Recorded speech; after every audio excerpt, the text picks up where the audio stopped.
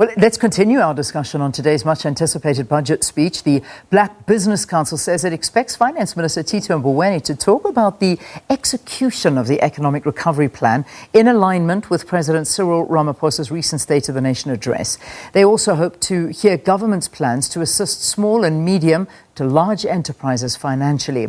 Kganki Matabane, who is the Chief Executive Officer of the Black Business Council, joins us now to talk about this. Kganki, great to have you. Thanks for being with us. Morning, Lian, and the viewers at home. Yeah, morning to you. So let's elaborate a little bit on your sentiment that you expect the Finance Minister to talk about the execution of the economic recovery plan. It's important that the Minister of Finance almost give a view of how the economic reconstruction and recovery plan is going to be funded. You remember before COVID, the economy has not been doing well. We've been downgraded by basically all the major rating agencies. The State SA yesterday released the unemployment rates, and you've seen the unemployment rate is the highest we've ever had. So there are so many people who are unemployed and struggling. Poverty means it has gone up as well. And the impact of COVID has just basically made life much difficult for everyone. And as such, it's important that the Minister of Finance gives direction to the country to say, this is what we're going to do to make sure that the economy recovers. And this is how we're going to fund some of these programs that will support small businesses, businesses owned by young people, businesses owned by women, and businesses owned by people with disabilities. I mean, the Black Business Council also said that it keenly awaits Mboweni's position on expediting the public procurement bill to create more economic opportunities for women, especially youth and people living with disabilities. Talk to us about the lack of economic opportunities for women at this stage. I mean, it's hard to clump them all together because these are the most vulnerable in society. When we talk about women, we talk about the youth because that's the highest unemployment rate. And of course, people living with disabilities. Let's focus on that group. You'll recall in the SOTA, the President said Parliament or Cabinet has approved I don't know whether it's a plan or something that says 40% of state procurement will go to businesses owned by women. But the issue is that until that is actual law, it cannot be. It's not implementable because people who are procurement officers and officials, they are actually implementing what is law. And what is currently law is the Preferential Procurement Policy Framework Act, and it does not include any 40% in it. So we were hoping that the Minister of Finance will say something about the procurement bill because we hope that 40% will then find its way in the procurement bill, and hence we are saying it should be expedited so that it can become an act. Because once it becomes an act, it becomes then easier for procurement officials to implement. At the moment, there's nothing for them to implement that will then give impetus to what the President said. I mean, the fiscus has taken strain, not only due to the pandemic, but also because of many downgrades that we've been seeing from Moody's, S&P, and the Fitch rating agencies. I mean, this was pending even before the pandemic. We all know this. We weren't in a good economic position, and I suppose the pandemic has just made it worse. What else do you think is important for government to address in order to provide relief from the current financial situation?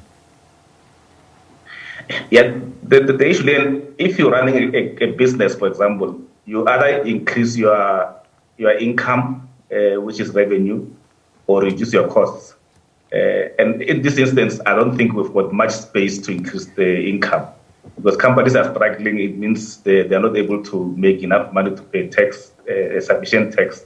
So we need to look at the expenditure and say, what needs to be done? Can we reduce the salary bill of government?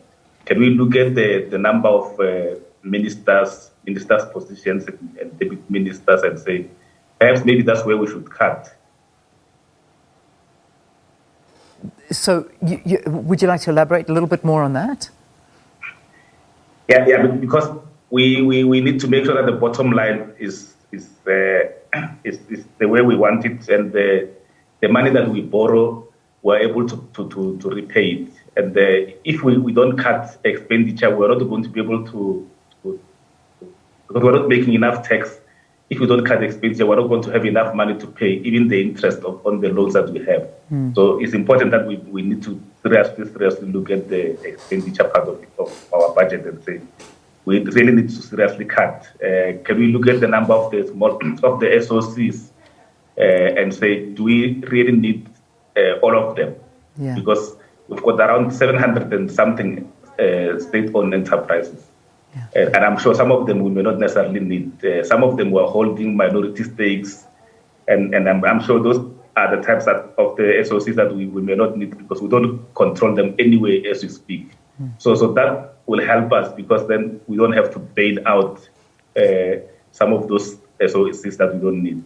I mean, you also mentioned taxes in your answer, and I mean this is one of the issues that South Africans are very nervous about, not knowing how much more they can actually lay out for government because we've seen taxes increasing all the time, and there is the threat that there may be more taxes to particularly the middle class that is at the moment bearing the brunt of what is going into the taxes. So how do you feel about the increasing of taxes in this budget and your expectations?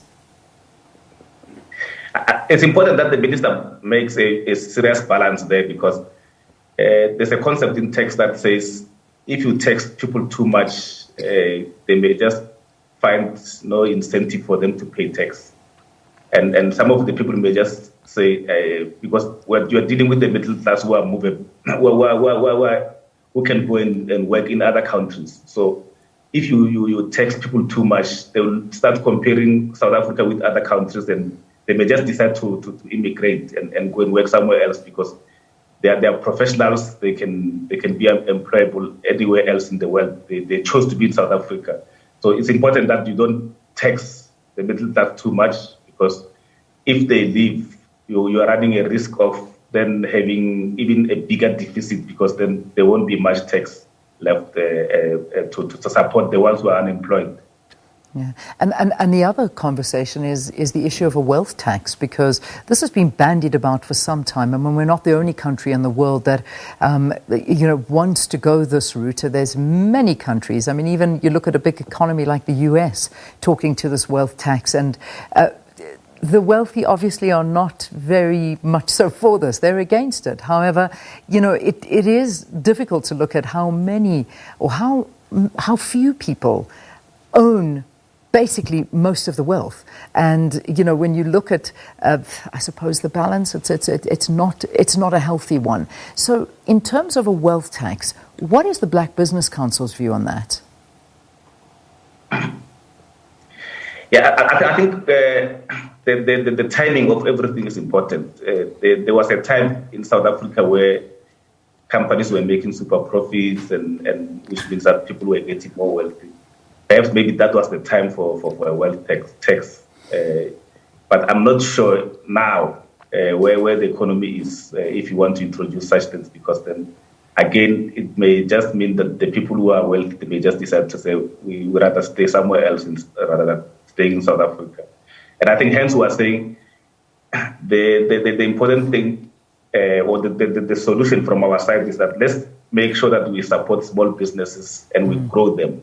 We grow them from being small to medium and then to big, because that way, if you're supporting businesses will be able to pay enough tax that will then allow us to fund our economy. So it's important that small businesses get supported by all means so that they can grow. It's important that institutions that are supposed to fund small businesses and businesses owned by women, owned by people with disabilities and youth, they get a bigger slice of funding so that they can then create more jobs, move from survivalist businesses to sustainable businesses so that we can then grow the economy.